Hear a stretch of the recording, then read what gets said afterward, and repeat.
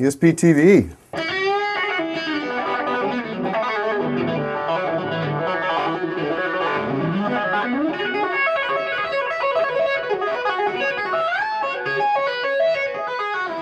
What is SoulsofWe? It started out as a George Lynch project about 4 years ago. Originally it was called Stonehouse, then it was called Microdot, then it was called Band of Flakes because nobody else from the band showed up except me, so we called it BOF, Band of Flakes. At this point it's kind of morphed into an actual band, which features Yael, this Israeli girl on drums, plays with Dave Grohl and Tom Morello. Incredible drummer. She's on a couple tracks on the record. We got Johnny Chow on bass from Fireball Ministry. We've got London LeGrand on vocals from Brides of Destruction and myself. And the band is called SoulsofWe. The album is called Let the Truth Be Known. It's 13 tracks. Early in May, iTunes, internet, soulsofwe.com, GeorgeLynch.com, Amazon, all that kind of stuff.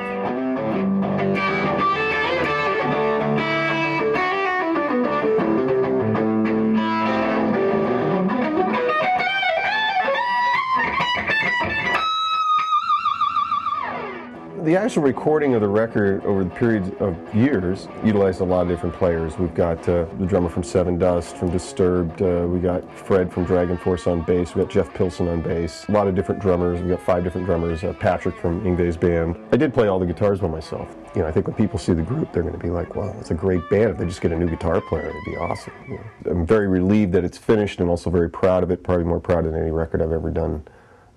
Maybe with the exception of the first Lynch Mob record, which I thought was also, things just came together and crystallized in that way. This is a sort of one of those pieces of work that sort of validates your existence, you know, so it's very important to me, and I hope people get a chance to hear it.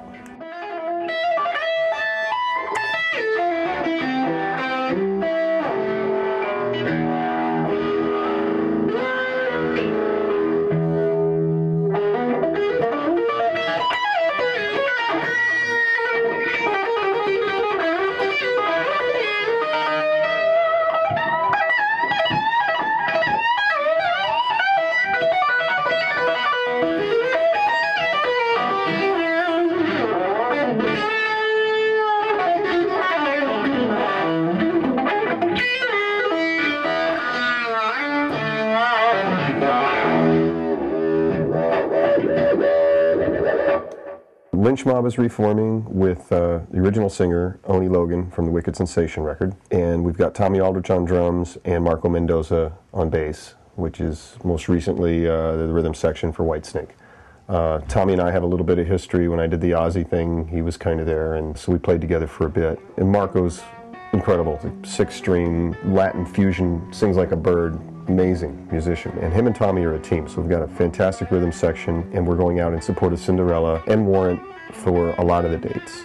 Well, Cinderella took Lynch Mob out on the road on our first record. We also went out on the road with Warrant with Lynch Mob. Our very last show with them, you know, we did the thing where everybody has to beat each other up at the end of the last show, you know, and so we pulled some kind of stunt on them, which I think we tried to throw pies at them or something, and they blocked us, and we weren't able to do that. And they came out and they dumped like 2,000 pounds of flour on us in the middle of our set.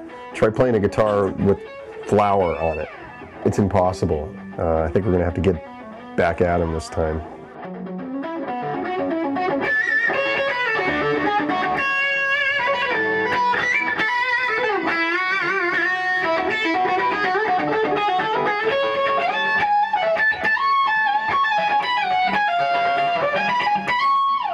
The guitar technique has evolved constantly in the timeline from, you know, the late 80s up until now. It's come back with a vengeance, obviously. I mean, Dragon Force is an indication of that. Alexi Laiho, and there's a lot of competitiveness again, which I love. I think people feed off that, you know, they really do. It creates excitement.